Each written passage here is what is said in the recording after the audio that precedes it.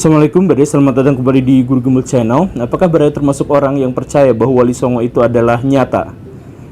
Baraya mau percaya mau tidak, sebenarnya ada sekelompok orang di dunia modern yang tidak mempercaya eksistensi mereka, atau setidaknya meragukan keberadaan mereka di dunia nyata, di dunia historis. Bagaimana ceritanya? Misalkan ada orang digambarkan ngetem selama bertahun-tahun di pinggir sungai tanpa makan dan minum, dan mereka bisa bertahan hidup di sana. Bagaimana ceritanya ada orang yang bisa terbang melayang, ada orang yang berdiri di atas air, ada orang yang hal-hal yang semacam itu, yang melakukan pengobatan-pengobatan yang sangat luar biasa di zaman dulu dengan peralatan yang sangat sederhana. Itu adalah cerita-cerita yang tidak mungkin bisa diterima dalam kajian ilmiah, itu tidak mungkin diterima dengan nalar logika. Kenapa cerita-cerita seperti itu masih dianggap sebagai sesuatu yang nyata? Nah, bahkan ada satu buku ensiklopedia Islam yang sama sekali tidak mencantumkan Wali Songo, yang menunjukkan bahwa editornya jelas tidak percaya tentang keberadaan Wali Songo. Nah, di episode ini kita akan sama-sama membahas apakah Wali Songo itu nyata atau tidak. Jadi ayo kita mulai. Kalau kita mau jujur dan dengan menggunakan pendekatan yang lebih saintifik, maka kita harus akui bahwa cerita-cerita yang berhubungan dengan Wali Songo itu adalah cerita yang tidak benar, hoax, hanya sekedar legenda, atau setidak-tidaknya dia tidak mungkin diterima dalam nalar akademis. Termasuk juga lukisan-lukisan yang kita ketahui yang populer terkait dengan Wali Songo itu tidak mungkin dibuat di eranya, tidak mungkin ditulis, tidak mungkin digambarkan oleh seseorang yang pernah bertemu dengan mereka. Itu adalah lukisan-lukisan orang kontemporer dari seniman-seniman baru yang kita tidak pernah mengetahui siapa dia dan apa sebenarnya profesinya. Jadi itu jelas hoax. Termasuk juga apakah jumlahnya memang 9 seperti namanya Wali Songo, itu juga tidak benar. Wali ada banyak, kalaupun memang benar adanya.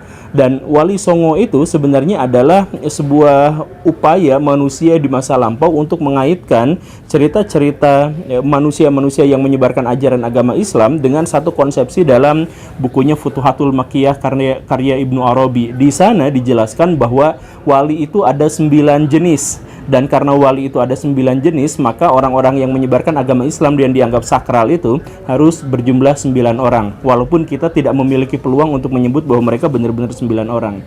Adapun misalkan cerita-cerita yang menyebut bahwa kekhalifahan Turki atau kesultanan Turki memang pernah menyebar satu dewan mubalik Islam yang terdiri dari 9 orang yang menyebar ke seluruh dunia dan seterusnya, dan satu diantaranya itu adalah Maulana Malik Ibrahim yang kemudian membuat organisasi Wali Songo di Indonesia, itu juga adalah cerita yang tidak benar. Cerita itu biasanya disebutkan referensinya adalah karya Ibnu Battuta berjudul Kanzul Hum, maka itu tidak bisa diterima karena itu adalah sebuah kitab yang tidak memiliki nilai historis apapun. Ibnu Battutahnya nyata, tetapi dia tidak pernah membuat tulisan atau buku yang semacam itu. Termasuk juga soal para sunan itu yang bisa melakukan perjalanan-perjalanan yang sangat spiritual, kemudian mereka melakukan tindakan-tindakan yang sangat ajaib dengan kemampuan-kemampuan yang di luar nalar manusia, itu tentu saja tidak memiliki nilai historis. Dan termasuk juga soal silsilah mereka, bahwa misalkan sunan ini berasal dari anak dari sampai ujungnya adalah Nabi Muhammad dan seterusnya, dan kebanyakan wali ternyata memiliki hubungan jauh dengan Nabi Muhammad yang berarti identitasnya adalah habaib gitu. Itu juga sebenarnya adalah silsilah yang tidak bisa dipertanggungjawabkan. Satu hal yang harus kita garis bawahi Baraya, bahwa di Nusantara kuno, termasuk juga masyarakat-masyarakat kuno di seluruh dunia, kalau mereka muslim dan mereka bertemu dengan sosok yang sangat luar biasa, mereka cintai, mereka hargai, maka mereka biasanya akan membubuhkan silsilah palsu yang dikaitkan dengan Nabi Muhammad. Begitu ceritanya, seperti itu. Dalam babat tanah Jawa itu, raja-raja Jawa itu juga memiliki keturunan Nabi Muhammad, bahkan memiliki silsilah sampai Nabi Adam. Termasuk juga ada batara-batara di antara mereka berdua, di antara mereka semua. Yang ini menunjukkan ini adalah upaya manusia di masa lampau untuk bisa memperkuat sesuatu yang mereka hargai gitu. Tetapi apakah sesuatu yang mereka hargai itu nyata atau benar, atau itu sebenarnya hanya tokoh fiktif dan ilusi? Nah, begini Baraya, kita mulai penjelasannya dari hal yang sederhana. Kalau ada tokoh atau komunitas atau satu kelompok masyarakat yang diceritakan secara berlebihan dan aneh-aneh dan tidak masuk akal, maka bukan berarti tokoh yang dimaksud itu palsu. gitu ya. Jadi misal ada berita burung yang menyebutkan bahwa Guru Gembul itu adalah mantan member BTS yang dipecat dari BTS karena kegantengannya itu jauh melampaui member-member yang lain, sehingga member-member yang lain bikin sebuah konspirasi untuk mendepak Guru Gembul. Misalkan ada cerita, ada narasi kabar burung seperti itu. Kalaupun Baraya menganggap bahwa cerita itu tidak masuk akal, bukan berarti BTS-nya palsu dan bukan berarti Guru Gembulnya juga palsu gitu. Iya kan? Tetapi kita harus memilah mana di antara cerita-cerita itu yang real dan cerita-cerita yang hoax. Dengan apa? Ya tentu saja dengan metodologi ilmu. Dan dalam metodologi ilmu, misalkan tentang historiografi tradisional, kita mengetahui bahwa orang-orang Nusantara kuno itu, kalau misal dia menggambarkan tentang seseorang yang sangat dihormatinya, misalkan raja atau bangsawan, atau dalam hal ini adalah ulama-ulama, maka mereka biasanya menggunakan pendekatan religio-magisme. Religio-magisme itu adalah menghubungkan sesuatu yang real dengan satu yang bohongan, sesuatu yang imajinatif, sesuatu yang mistik dan klinik. Begitu. Nah, ini tradisi masa lalu. Jadi orangnya memang ada, tetapi biasanya digambarkan dengan cara yang seperti itu. Itu adalah bagian dari historiografi kuno. Tapi kalau misalkan Baraya mau ngambil contohnya yang paling sederhana, ini paling sederhana ya, kita menggunakan penalaran atas kepalsuan. Gini Baraya, ini kita menggunakan penalaran atas kepalsuan. Baraya tentu saja pernah dengar buku yang namanya adalah Ramalan Jayabaya. Ya, Baraya mungkin sebagian pernah membacanya atau pernah melihat cuplikan-cuplikannya di internet. Saya punya bukunya. Nah, sebenarnya Ramalan Jayabaya itu adalah buku palsu karena itu sama sekali tidak pernah ditulis oleh Jayabaya. Sri Jayabaya pernah menuliskan melalui pujaga istananya Empu Panuluh, Empu Seda, dan semacamnya, itu karya-karya tertentu, tetapi tidak pernah ada yang namanya Ramalan Jayabaya, dan Jayabaya tidak pernah diceritakan memiliki kemampuan untuk meramal dan lain sebagainya. Yang sangat jelas adalah bahwa Ramalan Jayabaya itu bukan ditulis oleh Jayabaya. Lalu ditulis oleh siapa? Para ilmuwan kemudian mengidentifikasi dan akhirnya mengetahui bahwa kitab Ramalan Jayabaya itu sebenarnya adalah kitab Asror, karya Sunan Giri Lapen atau Sunan Giri ketiga, yang berusaha mengajarkan moral kepada masyarakat pada waktu itu dengan cara-cara yang mungkin bisa mempengaruhi masyarakat, bisa mempercayai audiensnya. Maka misalkan ceritanya itu adalah di masa depan Pulau Jawa akan dihancurkan oleh orang berkulit putih yang begini. Kalau apa? Kalau anak-anak tidak lagi patuh pada orang tuanya, kalau istri tidak patuh lagi pada suaminya dan sebagainya. Jadi sebenarnya itu adalah buku moral yang ditulis sedemikian rupa, disesuaikan dengan kebudayaan masyarakat pada waktu itu untuk bisa menanamkan sesuatu yang positif, sesuatu yang baik. Begitu ceritanya. Nah, tapi pada era-era perkembangan selanjutnya itu dijadikan sebagai ramalan. Kenapa juga penulisnya Sunan Giri ketiga itu harus mengaitkannya dengan Jayabaya? Ya karena masyarakat pada waktu itu menghormati raja. Dan karena itu maka kalau misalkan dihubungkan bahwa ini adalah ramalan dari seorang raja, maka mereka akan tunduk patuh. Kan begitu ya. Bahkan sampai detik ini masih banyak orang yang percaya bahwa itu adalah ramalan Jayabaya sungguhan.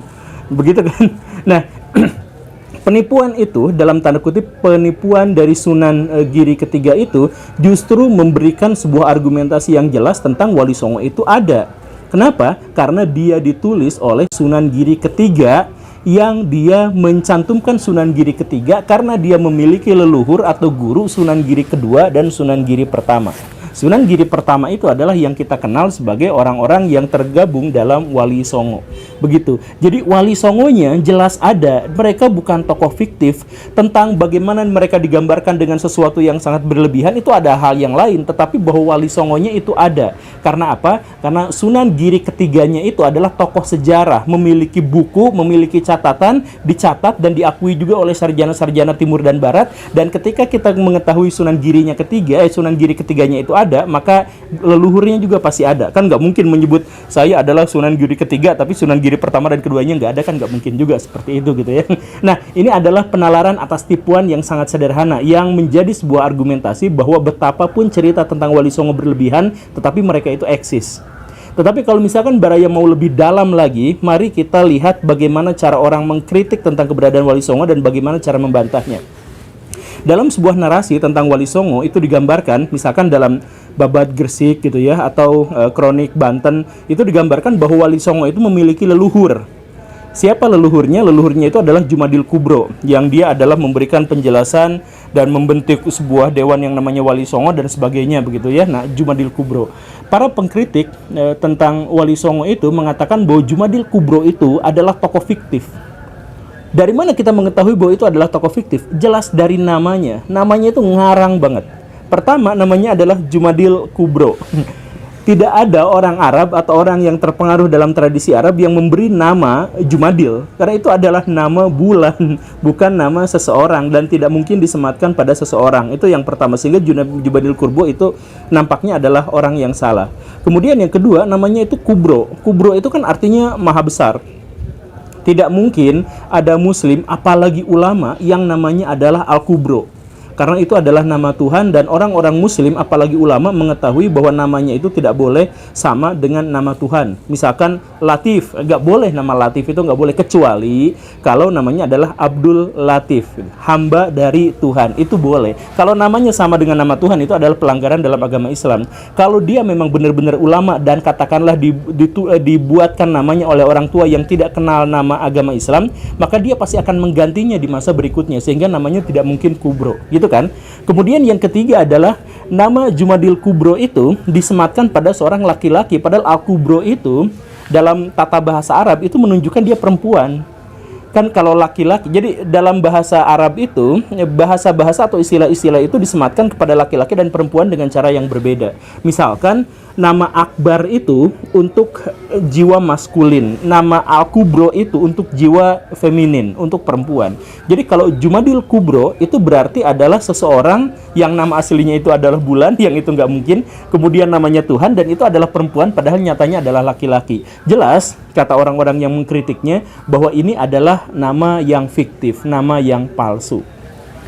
Nah, tapi kalaupun dia nama palsu, kenapa sejarawan-sejarawan, bahkan juga termasuk sejarawan-sejarawan barat, mengakui keberadaannya, eksistensinya? Thomas Stanford Raffles dalam bukunya History of Java juga mengakui bahwa Jumadil Kubro itu tokoh nyata, walaupun tidak disebut sebagai leluhur para sunan, hanya disebutkan sebagai mentor para sunan. Nah, jadi kenapa yang satu ini mengatakan bahwa ini palsu, yang satu mengatakan ini asli? Sebenarnya di sini ada sebuah kesalahpahaman besar. Namanya itu sebenarnya bukan Jumadil Kubro, tapi namanya adalah Najimuddin Kubro. Nah, Najimuddin Kubro itu karena orang-orang Jawa di masa lampau mungkin salah ingat, salah mendengar, karena nama Najimuddin itu cukup sulit, apalagi di masa lampau diejanya, maka orang-orang kemudian menyebutnya dengan ejaan yang paling dekat dengan istilah-istilah yang pernah mereka dengar. Maka muncullah namanya Jumadil Kubro, dari Jamuddin Kubro, gitu. Itu yang pertama. Kemudian dari mana Kubronya itu? Bukankah itu adalah nama perempuan dan itu adalah nama Tuhan? Sebenarnya nama Kubro itu adalah diambil dari Al-Kubrowiyah, gitu. Nama sebuah tarekat sufi yang berkembang di Asia Tengah, yang kemudian bercampur dengan ajaran-ajaran tantra, bercampur dengan ajaran-ajaran yang lain, dan kemudian menyebar ke wilayah Nusantara, dan kemudian menjadi pakem bagi cerita-cerita atau kebudayaan-kebudayaan Islam di Nusantara. Nah, jadi Najimuddin Kubro itu bukan menyematkan dirinya sebagai Tuhan dalam bahasa perempuan, tetapi dia itu mengidentifikasi diri sebagai bagian dari tarekat Al-Kubrowiyah, begitu. Nah, kesalahpahaman inilah yang saya katakan tadi itu bukan berarti kesalahpahaman atau kegagalan kita dalam memahami atau sesuatu, bukan berarti sesuatu itu menjadi salah atau fiktif sama sekali, gitu. Lalu banyak cerita-cerita lain yang berhubungan dengan Wali Songo itu juga sebenarnya adalah cerita yang bisa kita verifikasi dalam konteks sejarah. Misalkan begini, cerita tentang rebutan pengaruh antara Sunan Kudus dengan Sunan Kalijaga. Jadi ceritanya ketika Sultan Trenggana, Raja Demak yang paling besar itu meninggal dunia, maka terjadi perebutan kekuasaan antara keponakannya Arya Penangsang dengan menantunya Jaka Tingkir atau Hadi Wijaya. Nah, perseteruan itu memanas dan akhirnya hampir memecah belah kerajaan. Bahkan sebenarnya sudah pecah karena pada waktu itu Hadi Wijaya memindahkan seluruh kekuasaannya itu ke Pajang dan dirilah yang namanya Kerajaan Pajang yang akhirnya meruntuhkan Kerajaan Majapahit. Nah, itu kemudian membuat tokoh-tokoh spiritual yang ada di situ campur tangan. Misalkan Sunan Kudus memutuskan untuk menjadi guru bagi pangeran-pangeran yang bersengketa itu. Jadi Hadiwijaya dengan Arya Penangsang direkrut untuk menjadi murid dari Sunan Kudus. Mereka diajari tentang berbagai hal, ada dalam satu ruangan yang sama, mengaji yang sama, baca hadis yang sama dan sebagainya, sehingga mereka berdua menjadi akur lagi. Tetapi lambat laun entah bagaimana ceritanya, mungkin cocok atau tidak cocok, Hadiwijaya itu memutuskan untuk pindah gurunya dari Sunan Kudus, pindah menjadi Sunan Kalijaga. Nah, Sunan Kalijaga dengan Sunan Kudus itu adalah dua orang ulama besar di masa lampau yang memiliki pemikiran dan gagasan yang sangat-sangat berbeda. Sunan Kudus dengan Sunan Kalijaga itu sama-sama mencintai kebudayaan lokal Nusantara, tetapi Sunan Kalijaga lebih kental. Dan karena itu terjadi perdebatan-perdebatan, perbedaan-perbedaan, termasuk juga sampai persaingan-persaingan di antara dua sunan itu. Ketika akhirnya Hadiwijaya itu memilih masuk bergabung dengan pengajiannya Sunan Kalijaga, ini dianggap sebagai sebuah pengkhianatan. Apalagi kalau misalkan Baraya baca buku kitab Ta'limut Ta'lim, pindah guru tanpa minta izin itu adalah sesuatu pelanggaran adat yang sangat luar biasa. Dan tentu saja kitab Ta'limut Ta'lim dibaca oleh orang-orang zaman dulu. Maka terjadi yang semulanya itu adalah orangnya sudah adem ayem, sudah santai-santai, marah lagi, terjadi perseteruan lagi, dan akhirnya perang tidak bisa dielakkan dan membawa kematian pada Arya Penangsang di masa-masa berikutnya. Nah, dalam konteks ini adalah cerita yang tentu saja menunjukkan bahwa Wali Songo itu tidak suci-suci amat, karena mereka ternyata terlibat dalam intrik politik, mereka terlibat dalam konspirasi dan sebagainya. Tetapi betapapun itu, kisah ini menunjukkan bahwa sunan-sunan itu, wali-wali itu nyata. Itu ada dalam sejarah Demak. Itu ada dalam cerita-cerita bagaimana ceritanya orang-orang suci dalam dunia Islam itu bersaing secara politik. Begitu kan? Nah, terus ada juga yang mengatakan bahwa itu sumbernya dari mana? Saya katakan sumbernya hampir semua babad yang berhubungan dengan cerita itu pasti meriwayatkannya. Tapi yang paling utama kita harus melihat babad Tanah Jawa. Kemudian ada juga yang mengkritik bahwa babad Tanah Jawa itu adalah sebuah buku yang tidak bisa diterima secara historis, tidak memiliki nilai historis. Pertama, karena ditulisnya jauh sesudah kejadian itu. Kemudian yang kedua, di dalam ceritanya itu terlalu banyak hal mistik. Seperti yang tadi itu. Misalkan raja-raja Jawa itu adalah keturunan dari Batara yang ujungnya adalah Nabi Adam, yang itu semua tidak mungkin bisa dikonfrontir dalam metodologi sejarah. Tapi gini Baraya, seperti yang sering dikatakan di episode ini, bahwa metode sejarah itu adalah metode analitis. Jadi kalau ada satu bagian buku yang kemudian dikatakan hoax, bukan seluruh bukunya dikatakan hoax, tapi didetailkan kata per kata, kalimat per kalimat, paragraf per paragraf, itu dilakukan verifikasi eksternal dan internal di sana, sehingga kita bisa memilah mana karya yang benar-benar nyata dan mana karya yang merupakan tambahan-tambahan. Dalam hal ini, sejarawan-sejarawan, khususnya sejarawan-sejarawan Barat, mengatakan bahwa bagian terbesar dari babad Tanah Jawa itu tidak bisa dikonfirmasi. Tetapi cerita-cerita yang berhubungan dengan atau yang latarnya itu dari abad ke-15, 16, ke-17 itu adalah cerita yang bisa dipertanggungjawabkan secara ilmiah. Begitu. Nah, dalam hal ini maka cerita-cerita tentang perwalian itu dan cerita-cerita bagaimana mereka bisa berintrik dalam dunia politik itu adalah cerita yang bisa diverifikasi. Nah, sekali lagi, betapapun ternyata Wali Songo tidak sesuci yang dibayangkan karena adanya cerita itu, tetapi setidaknya dikatakan bahwa Wali Songo itu di situ disepakati keberadaannya. Mereka bukan tokoh fiktif. Kita sebenarnya punya lebih banyak PR untuk bisa menjelaskan apakah Wali Songo itu nyata atau fiktif, termasuk bagaimana silsilah mereka, benar atau salahnya dan sebagainya. Ya tentu saja, tetapi tentu saja video ini terbatas waktunya, durasinya, karena Baraya tidak akan mau nonton terlalu panjang. Mungkin kapan-kapan kita akan bahas di segmen-segmen yang lain. Tetapi di episode ini saya hanya ingin menegaskan satu hal dalam metodologi ilmu atau metodologi sejarah lah dalam hal ini ya, bahwa metodologinya itu adalah analisis. Maksud analisis itu adalah kita memecah-mecah fakta, kita memecah-mecah data. Jadi kalau ada sebuah data yang itu tidak masuk akal, bukan berarti seluruh data itu dianggap sebagai sesuatu yang tidak masuk akal. Kita pecah-pecah, karena bagaimanapun di antara cerita-cerita yang paling tidak logis sekalipun, kalau itu berasal dari masa lalu, itu adalah menggambarkan tentang sesuatu yang mungkin saja bisa dipercaya. Kalau misalkan ada cerita tentang Nyi Roro Kidul yang itu sama sekali nggak bisa masuk akal, atau cerita misalkan Timun Mas gitu, yang ada anak kecil yang keturunan dari buta apa dan sebagainya, itu itu memang tidak dipercaya, tapi sejarawan menjadikan itu sebagai referensi. Untuk apa? Untuk memahami folklore dan budaya masyarakat masa lampau. Karena di situ tetap ada nilai historisnya kalau kita menggunakan pendekatan yang lebih analitis. Oke, Baraya, sekali lagi ya, masih banyak cerita-cerita dan masih banyak argumentasi-argumentasi.